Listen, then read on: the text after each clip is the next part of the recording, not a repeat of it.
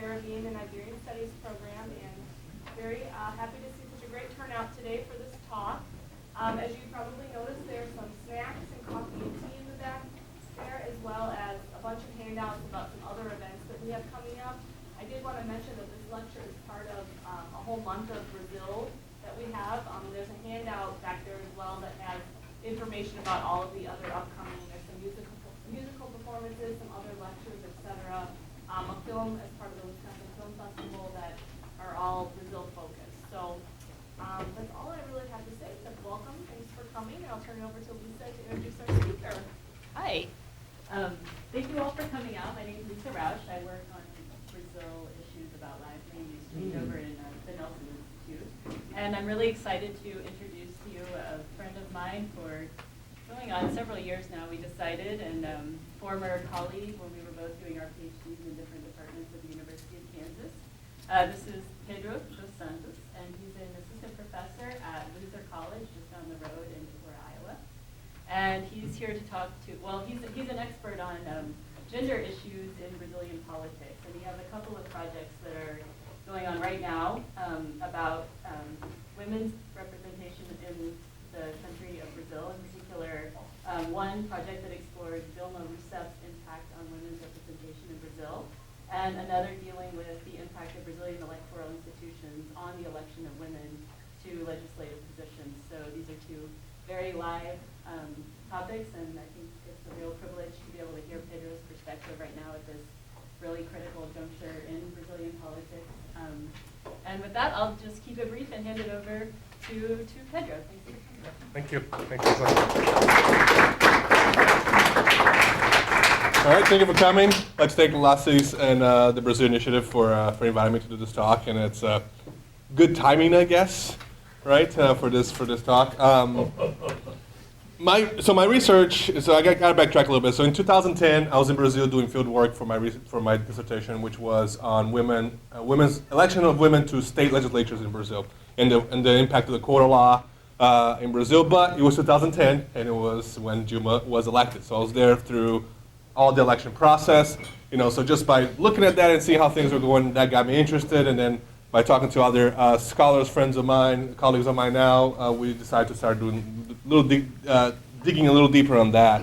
So today I'm gonna talk about my research, but I'm gonna keep that brief because I really would like to kind of open up for discussion. The more interesting stuff, which is the current political crisis.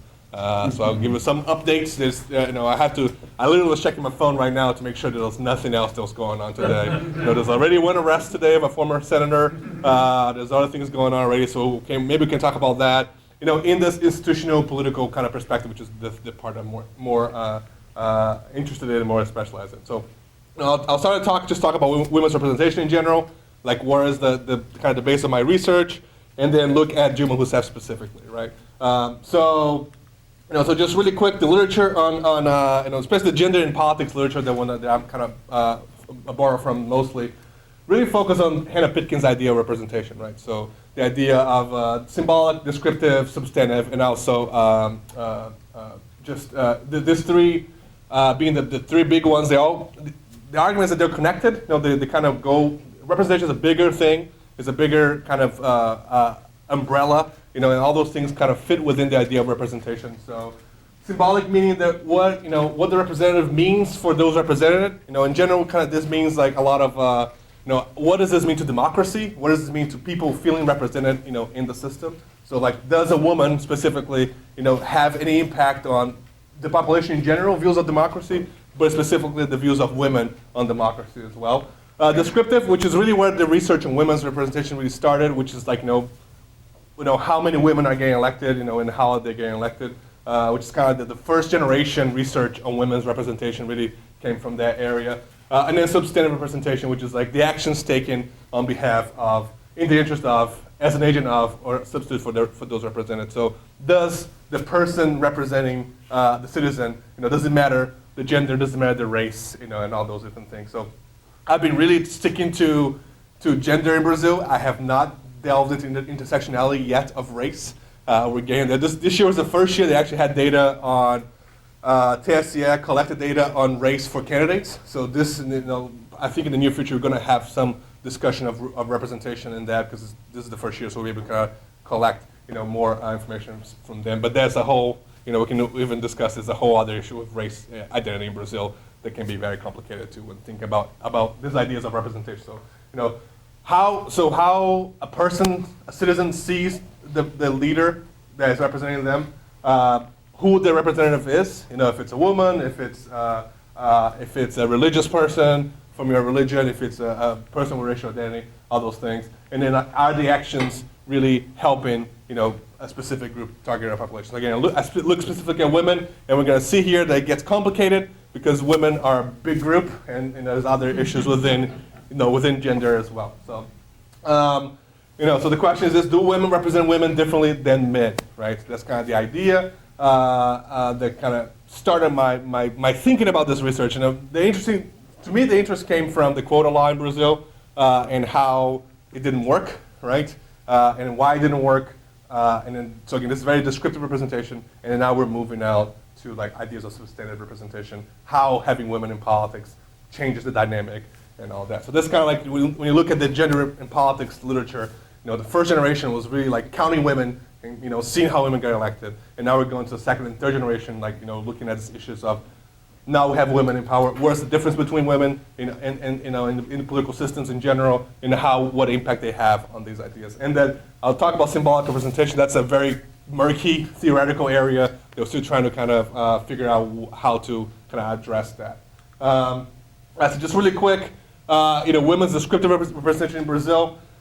This is the percentage of women in formal politics since the beginning, the return of democracy, the last 30 years basically. And you can see here it's pretty flat, right? It stays here even after the implementation of a quota law in '96, and the enforcement, the larger enforcement of the quota law in 2010. We still don't see a whole lot of women in politics, right? So in the Chamber of Deputies, that has a quota law. The number has been flat since 1986, really, not even before these ideas. So and I can talk more about this if you want. This is the other part of my research, which is like the evolution of women in politics in Brazil. Why is it that we don't have as many women in politics in Brazil as we have, for example, in Argentina and even Chile, that doesn't have a quota law? Now they do kind of, and still have more women involved in politics. So. So that's where we are in Brazil right now. Is like there's historical legacies of both the Vargas period, the co-optation of women's movements and other movements as well, and also during the dictatorship, which was a complete not a co-optation but completely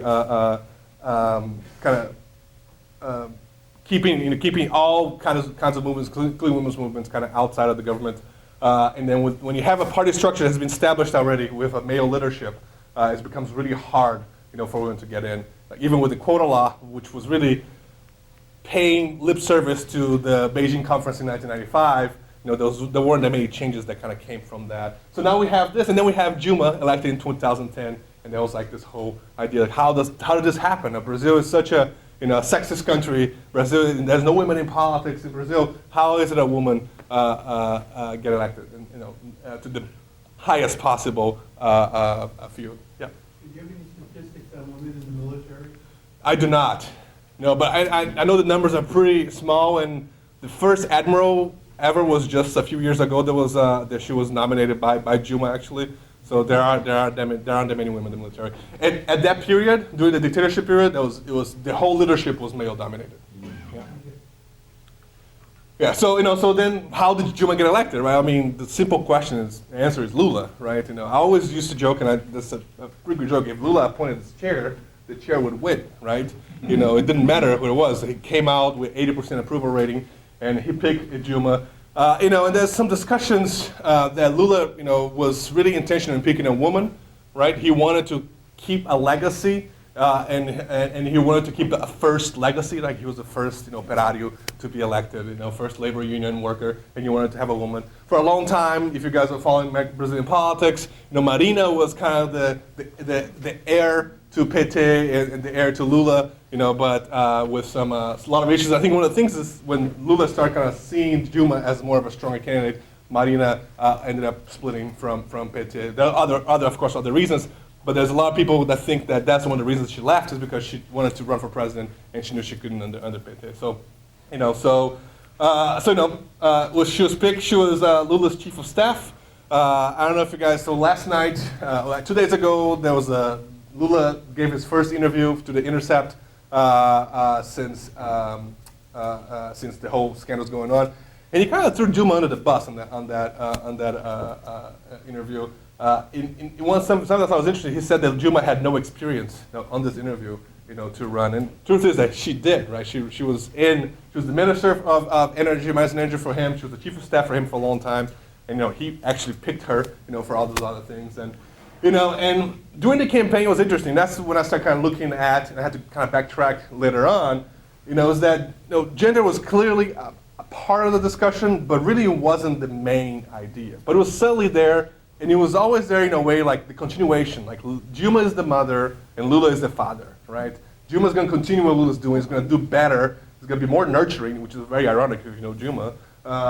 And all those things are going to continue. It wasn't like a clear target in the campaign, but I was actually, me and Ian were at the official, the party convention that kind of that made the nomination, and everything was purple because it was the color of the gender group within the PT, and it was like all those symbolic women coming in to talk about she'll be the first woman. So it was clear PT was really pushing this within the party a whole lot, but in the commercials and things like that, you didn't see as much. But in speeches, Lula was really focusing on this idea that Dilma is the mother of Brazil, right? He coined the term actually before the elections. Lula called Dilma the mother of PAC, of the acceleration, political acceleration.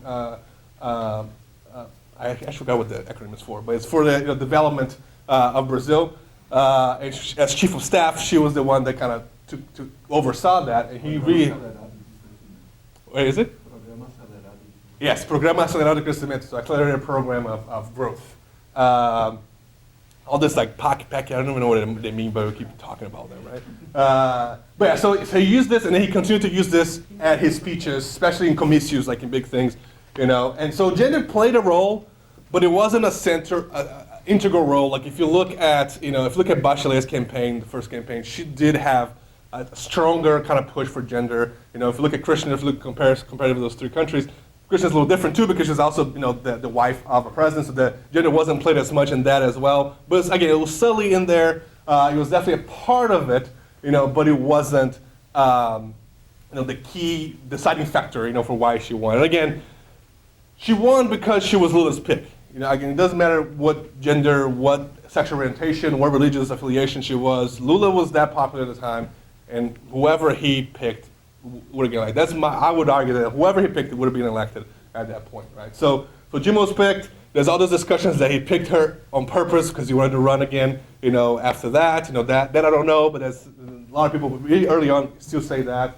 Then we come in and to Dilma's election. So she gets elected, and that's where this is like a new project for me, and it's just kind of an interesting thing. I was coding newspaper articles for something else, and then me and my students would start seeing that, some newspapers will use Presidente and some newspapers will use Presidenta, right? And Dilma, from the very beginning, she said, there was an official note coming that she said, well, the government said, both ways are grammatically correct to use. You can use Presidente or Presidenta, but Dilma wants to be called Presidenta, right? She has, Café con Presidenta, it's her show.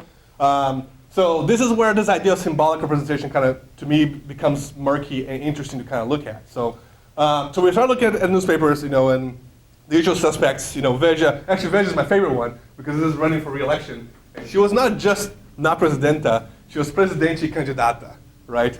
So she wasn't even officially the president anymore. She was running. So it was the only news source that used this was Veja. He used this kind of wording, right? But the usual suspects all use Presidente. The only Brazilian newspaper or magazine that uses Presidenta is Carta Capital. which is the left-leaning, more towards the Workers' Party publication. And then if you look at, most Latin American countries use Presidenta instead of Presidente, but even there, in Colombia, there's a few newspapers that use Presidente. In Argentina, a few newspapers also use Presidente, especially to talk about Kirchner. And it tends to be newspapers that go against her, her policies. They used to work against her policies and things like that. So that's where, that's how I started asking to myself, and this is really early on this research and kind of thinking about this. Dilma wants to be a symbol for women, right? So this is, I'm going to put this on her speech here. A woman will direct that destiny of the country. All Brazil women feel proud of being a woman. My Supreme Committee and I reiterate is to honor the women, right? So she wants to be a symbol for women, right? So my question is this: like, who decides who is a symbol, right? She's decided she wants to be the symbol, but the media doesn't want to allow her to do that, right? So that, again, it's really early on, but it's just something interesting that kind of relates to what we're seeing today as well, right? In terms of the media wrangling of these ideas, and then this subtle sexism that happens, and some more overt sexism that happens on WhatsApp and social media and things like that.